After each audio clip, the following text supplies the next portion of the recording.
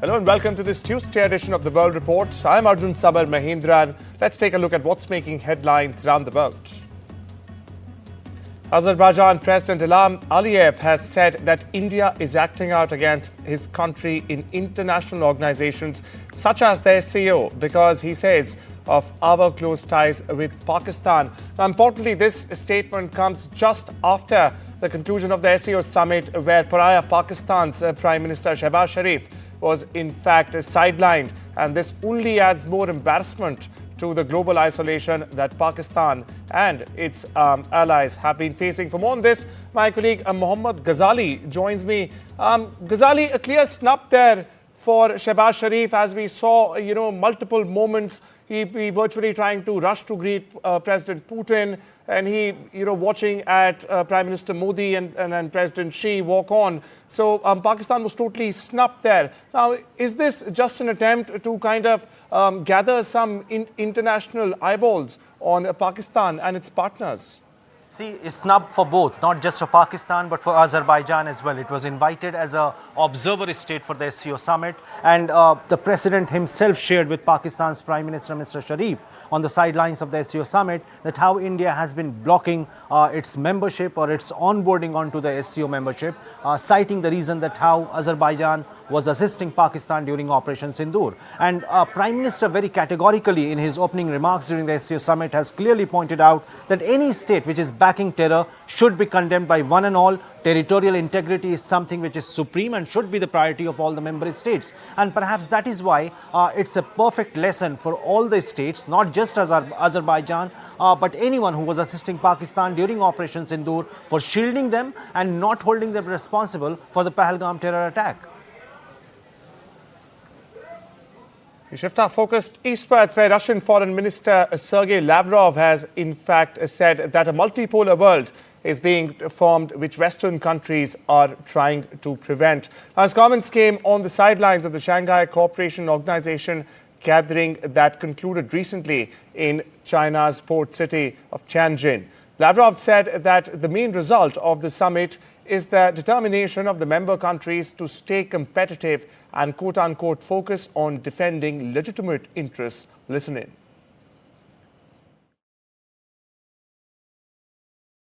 So this SKO summit is crucial for world. Формируется многополярный мир.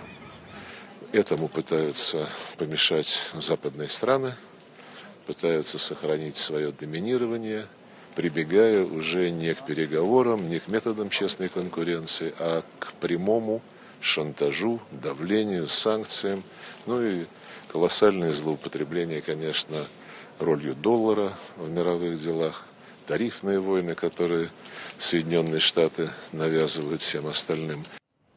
There you have the Russian Foreign Minister sending a clear-cut message. In fact, we are also now joined by Maxim Kuznetsov from Moscow. He's the chairman of the Russia-Asia Business Council. Thank you so much, Mr. Kuznetsov, for taking out the time and joining us on this very special broadcast. Now, my question to you, sir. Now, India, China, Russia, Troika, as it's called, and we got to see it once again in the very face of Trump's constant tariff threats. Now, how important is this SCO summit? Has this SCO summit been? And more importantly, the very visual of Modi with Xi and Putin. Now, what message does it send all the way westwards to Washington?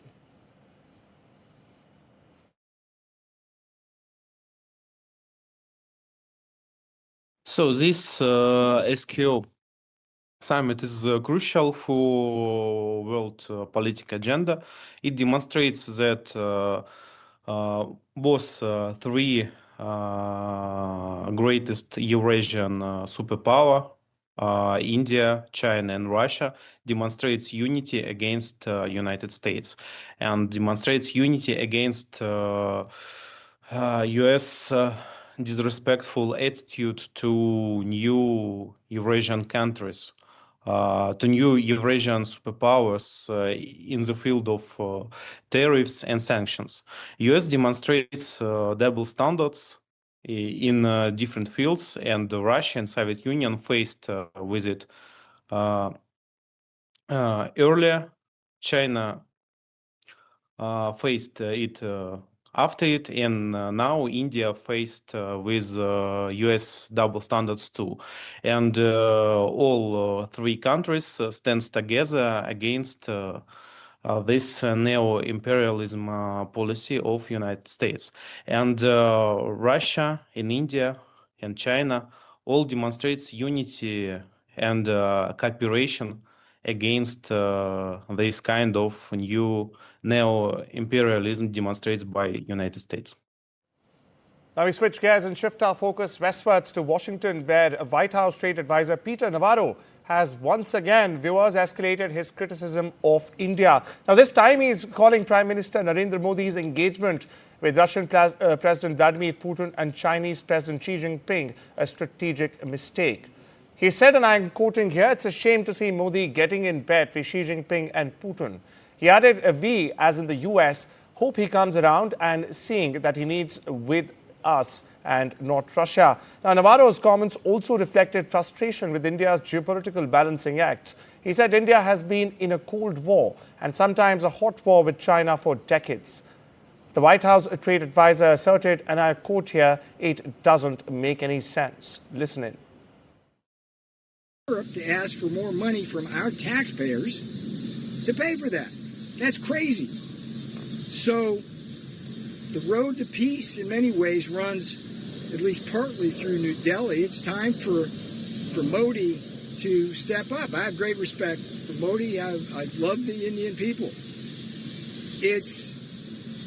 It was a shame to see Modi getting in bed as the leader of the biggest democracy in the world with the two biggest authoritarian dictators in the world, in Putin and Xi Jinping. So we hope that the Indian leader comes around to seeing that he needs to be with us and Europe and Ukraine and not with Russia on this, and he needs to stop buying the oil. Shift our focus back to India, where German Foreign Minister Johann Wadephul arrived in Bengaluru this morning to commence a two-day official visit to India, emphasizing the need for the growing strategic importance of the Indo-German relations. Now, the visit, scheduled from the 2nd to the 3rd September, was announced by India's Ministry of External Affairs, highlighting the strong and evolving ties between the two great democracies. Now, this also very interestingly marks Minister Wadephul's first visit to India in his current capacity. Describing India as a quote-unquote key partner in the Indo-Pacific, Wadephul noted the depth and breadth of bilateral cooperation, also citing close political, economic and cultural ties with significant potential for expansion in security cooperation, technology, innovation, and even areas like skilled worker recruitment. According to the United Nations Humanitarian Agency, helicopter teams are searching remote villages in Afghanistan for survivors of a magnitude 6 earthquake that struck on Sunday and in fact has left more than 800 people dead. That's the latest death toll we are picking up from the earthquake-struck country. Now, this quake struck the mountainous Kunar province on Sunday, and with roads blocked by debris, rescue operations need to be carried out by air. The death toll we are getting to learn could very well rise significantly, as many are still feared to be trapped under the rubble and the debris, while officials report entire villages being wiped out or destroyed altogether. Meanwhile, India has sent food and relief material, including tents. Neighbors China has also pledged support.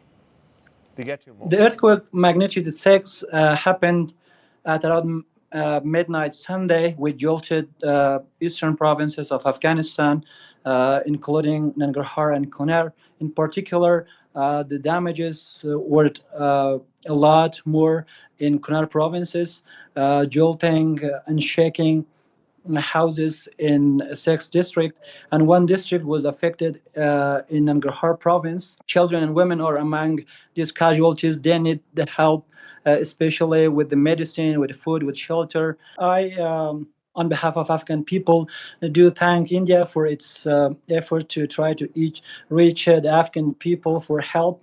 Actually, India's Foreign Minister, Jaishankar, has extended its condolence and the condolence of the Indian people to Afghanistan and Afghan interim government for help and also its condolence.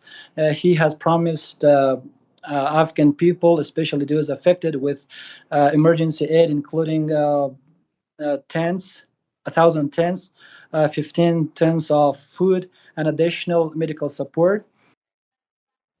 On to the latest in the ongoing Israel-Hamas conflicts. Now, viewers, more explosions were seen in Gaza in the early hours of Tuesday. This after Israel launched strikes across the Gaza Strip on Monday, killing at least 31 people.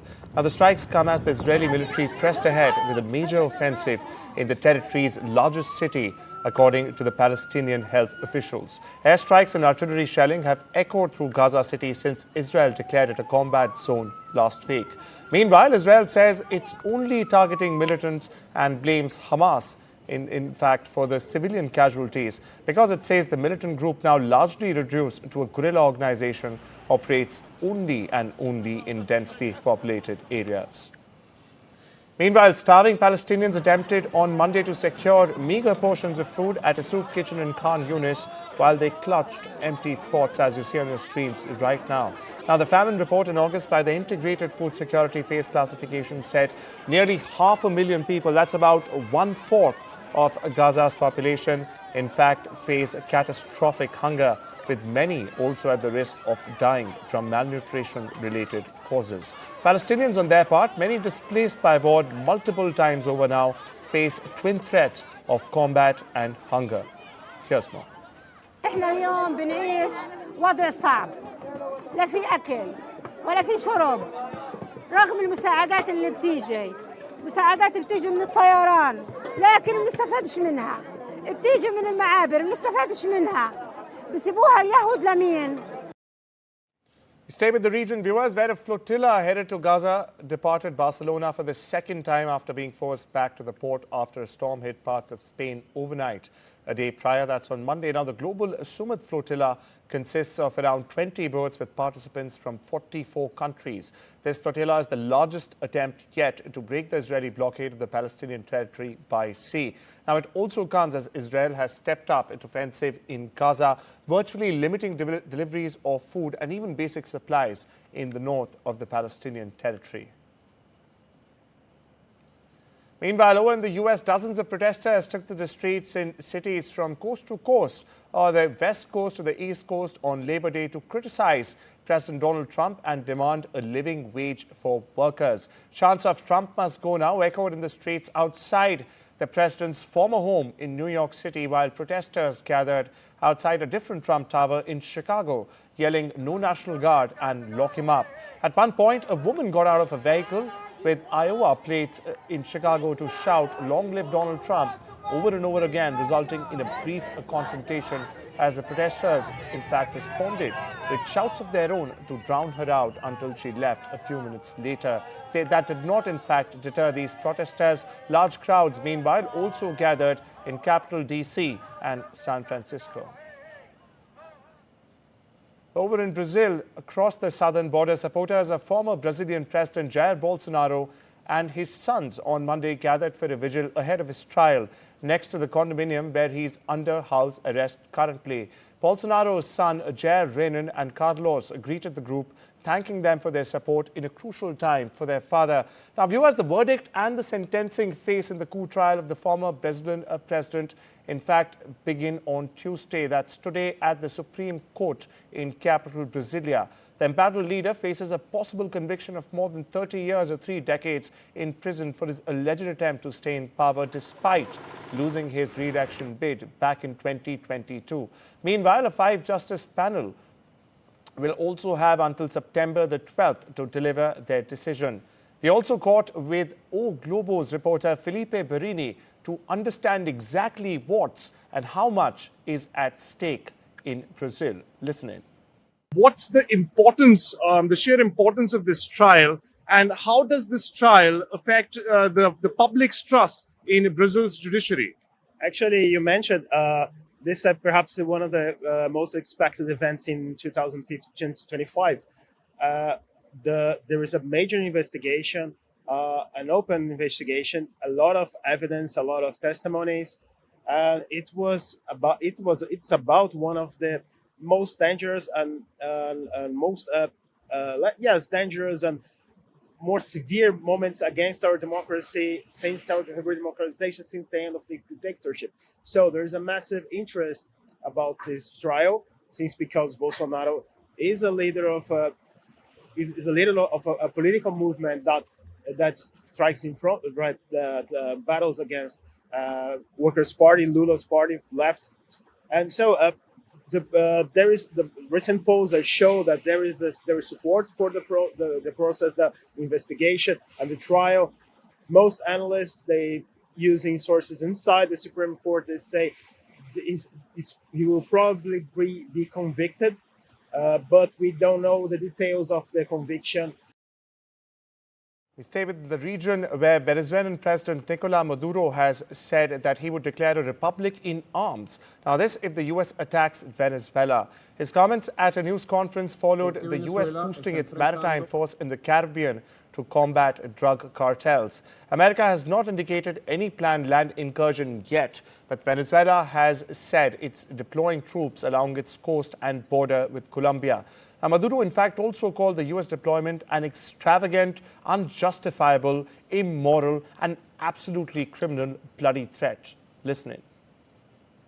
Esta rueda de prensa es muy importante porque Venezuela está enfrentando la más grande amenaza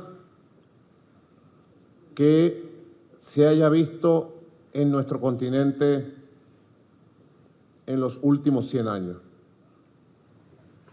8 barcos militares con 1.200 misiles y un submarino nuclear apuntan a Venezuela. North Korean leader Kim Jong-un is heading to Beijing by train on Tuesday to attend a military parade with his Chinese and Russian counterparts, North Korea's state media has reported. Now, the event could demonstrate their potential three-way unity against Washington, Donald Trump, and the United States. Kim and Russian President Vladimir Putin are among, in fact, the 26 world leaders who will join Chinese President Xi Jinping to watch Wednesday's massive military parade in Beijing that commemorates the 80th anniversary of its end of World War II and China's fight against Japan's wartime aggressions. Now, while the event would mark Kim's first attendance of a major multilateral event during his 14-year rule, it will also be the first time for Kim, Xi and Putin, all key challengers of the U.S., to gather at the same venue. Now, none of the leaders have confirmed a private trilateral meeting as of now.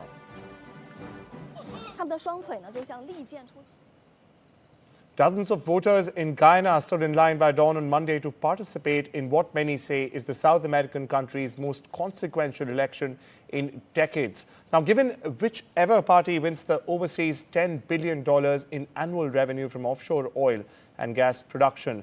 In recent years, for perspectives, the country has transformed from a country traditionally dependent on gold, sugar, rice, bauxite and timber to one reaping the windfall of nearly 900,000 barrels of oil produced every day. Over in Thailand, viewers, the opposition has amped up pressure and has pledged to, in fact, push for snap elections following the unceremonious ouster of Prime Minister Paetongtarn Shinawatra. They've intensified the country's political turmoil. Thailand's constitutional court, meanwhile, on Friday dismissed the Prime Minister Shinawatra, ruling that she violated ethics rules in a phone call with a high-ranking Cambodian official, which happens, in fact, to be the ex-Cambodian Prime Minister. Now, in a 6-3 vote, the judges found that Shinawatra's conduct in a June 15 call with Cambodia's former leader, Hun Sen, compromised national interests. Thai news outlet Machichon's online's Superwith Jiang Rung Sen unpacks what's at the very center of this controversy that has snowballed into a full-blown constitutional crisis in Thailand. There's a political turmoil. The Prime Minister has been ousted. Where does Thailand's democracy stand right now, and where does it go from here? Supabit. Okay, the start of the conflict was that there was a fighting in along the borders of Thailand. I think in around 3 or 4 places around the border, and then both sides claimed that each other side attacked first.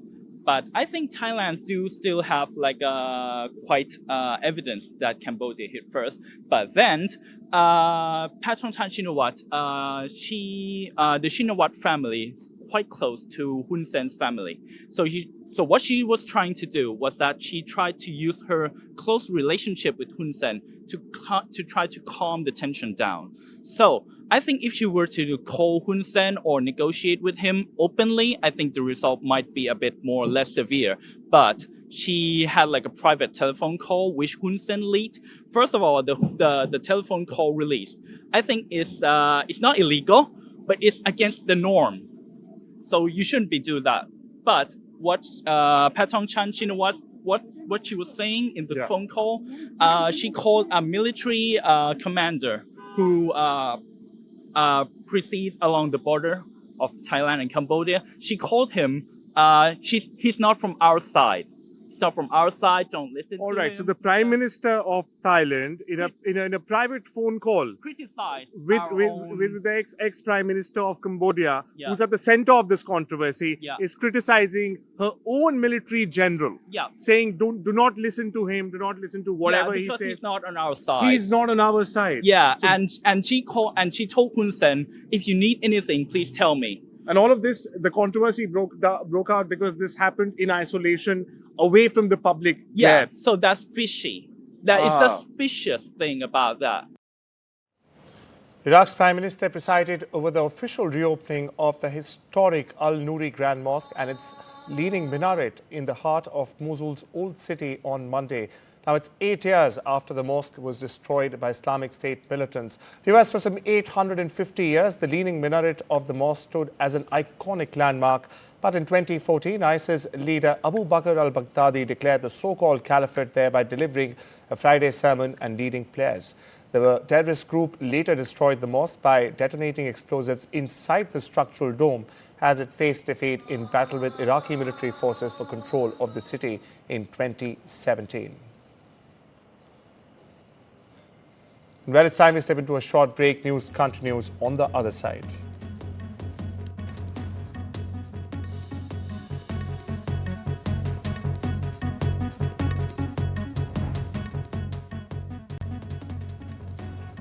Welcome back. You're watching The World Report on NDTV. We shift our focus to the business, to the world of business, where Nestle investors were pitched back into choppy waters on Tuesday. Now, this after the Swiss food giant changed its CEO for the second time in less than a year. It ousted boss Laurent Frexy over an affair he had with a subordinate. The company's share as well were indicated 1.9% lower in pre-market activity in Zurich, following Frexy's sudden dismissal on Monday following a board meeting to discuss, in fact, the findings of an investigation into this alleged relationship.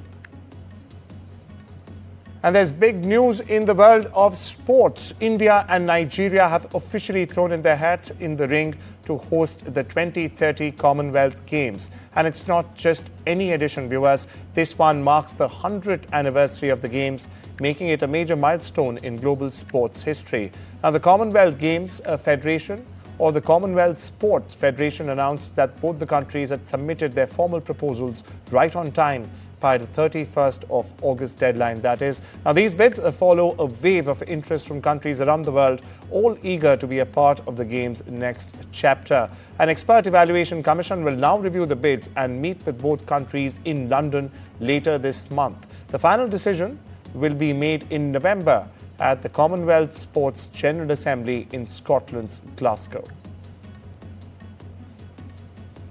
Dwayne Johnson and Emily Blunt walked the red carpet in Venice Monday evening to the premiere of The Smashing Machine, which in fact is in competition for the top prize, the Golden Lion, that is, at this year's Venice International Film Festival. Johnson transforms into MMA fighter Mark Kerr for Benny Safdie's biopic, wearing facial prosthetics and a wig. Emily Blunt co-stars as the famous mixed martial arts fighter's wife, Dawn. The two stars previously shared the screen in Jungle Cruise back in 2021. That's all we have for you this Tuesday on The World Report. Take care and have a wonderful day.